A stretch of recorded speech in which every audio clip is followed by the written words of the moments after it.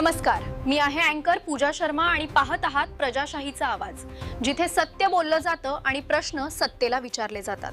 वसमत येथील हळद उत्पादक शेतकऱ्यांच्या लुटीचा मुद्दा तापलाय। स्वाभिमानी शेतकरी संघटना आक्रमक झाली असून बाजार समितीला इशारा दिलाय।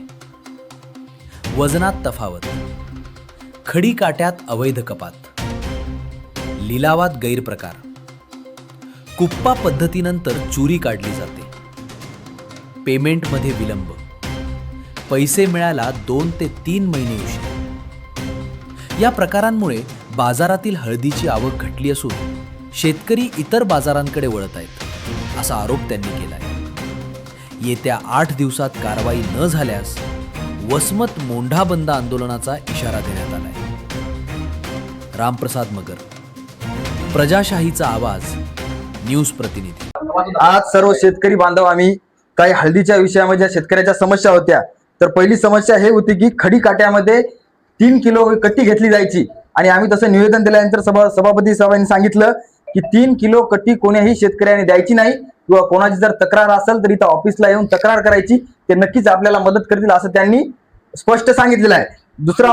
दुसरा मुद्दा होता की लिलाव झाल्यानंतर जी आपली कट्टी चोरी काढली जाते तर चोरी सुद्धा 1-3 महिने पैसे न देण्याचा प्रकार त्यांनी तोही मान्य केला आहे आणि त्याच्यावरही त्यांनी योग्य तोडगा काढून लवकरात लवकर शेतकऱ्यांना पैसे मिळतील असं त्यांनी मागण्या मान्य केल्या। तर या मागण्या मान्य केल्यातर्फे कृषी उत्पन्न बाजार समिती वसमतचे आम्ही मनापासून आभार मानतो। शेतकरी संघटनेनं ज्या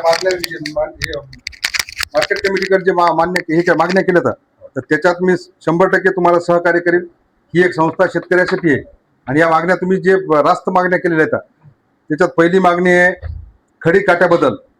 तर खडी काट्यात फक्त बारदाण्याचं वजन सोडून 1 ग्राम कोणाला द्यायचे नाही। जर एखादा व्यापारी मागत असला तर डायरेक्ट येऊन मार्केट कमिटीला तक्रार करा, आम्ही त्याच्यावर कारवाई करू। दुसरी मागणी तुमची लिलाव औषध कुप्पा पद्धतीने लिलाव झाल्यानंतर चोरी काढण्यात येत आहे, चोरी पण सुद्धा काढू द्यायची नाही।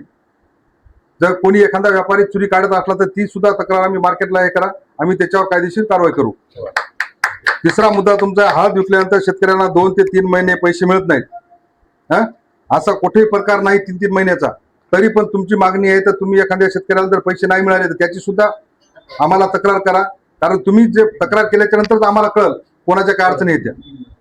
त्याच्यामुळे त्या तक्रारी सुद्धा आम्ही 100% तुमच्या मान्य करून ही कारवाई करू। सर, तक्रार केल्याच्या नंतर किती दिवसात कारवाई होईल आडत्यावर, संबंधित आडत्यावर? तुम्ही ज्यावेळेस तक्रार केली त्या दिवशी आम्ही कारवाईला सुरुवात करू।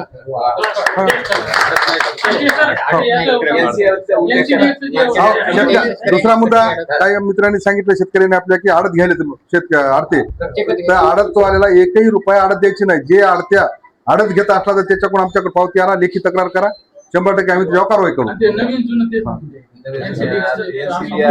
नाही, NCDX ती संस्था